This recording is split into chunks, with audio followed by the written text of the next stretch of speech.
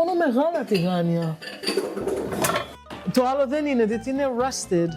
I have eggs out. What else do we need? Feta. Bread. This kitchen is so chaotic. It's not at all chaotic. It's extremely well organized. You just don't know your way around. I know. I have seen your kitchen and have helped you numerous times. Mother, daughter, what are you looking for? Look, it's nothing to say. Perfect. Perfect. She's fixing herself up. Can you turn off the lights? What are we gonna call it? Hangover Eggs. How about Hangover Kitchen?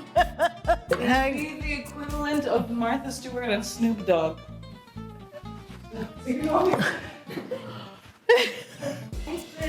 and pretty. Close the drawers behind you. We have to speak either English or Greek, English. but not Gringlish. You want to do it on the flame, not on the induction. Yes. Okay. So what's stopping you?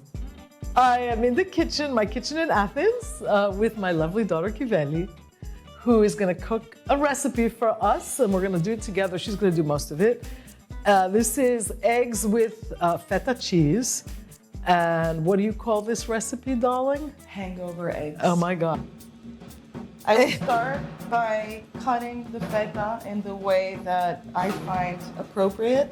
Okay, you do that. And that is in thin pieces. That's not so thin. And I like it like this so it can melt evenly. There we go. So, biggest trick is Wait. Don't you have to turn on the heat first? go for it. Assistant. So, my trick is a lot of olive oil. I like the eggs to swim so they don't stick. Swim or drown.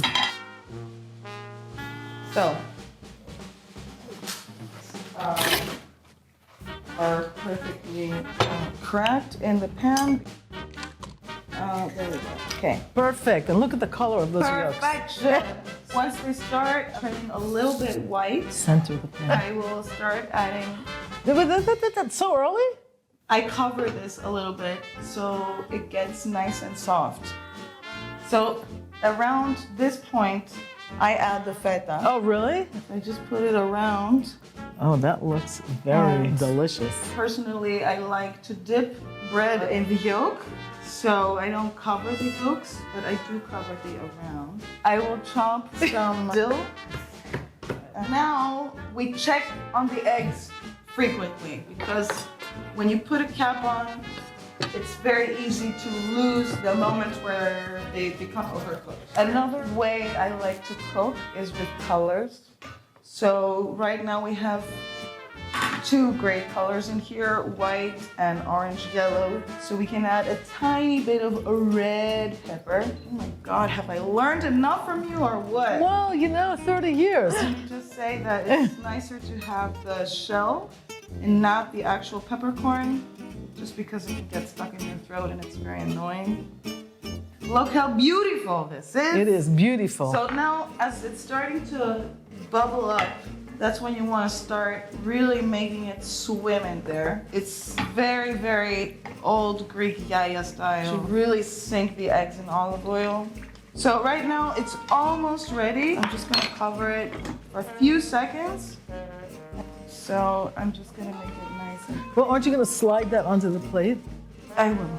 See, that's what you need your mother for. Well, I could slide it on. Well, just to make sure that it stays intact and, This is ready It is? already. But the feta hasn't melted all the way. We don't want the feta to melt completely because we want to taste it. But I thought you thought was the best part. No, because we don't want all that olive oil. You're making this recipe a disaster. I don't want all this olive oil on my plate because that's going to be too heavy. And if I'm hungover, I don't want extra mess in my stomach. Serving. Oh, that looks really good. Beautiful. Gorgeous. Perfect.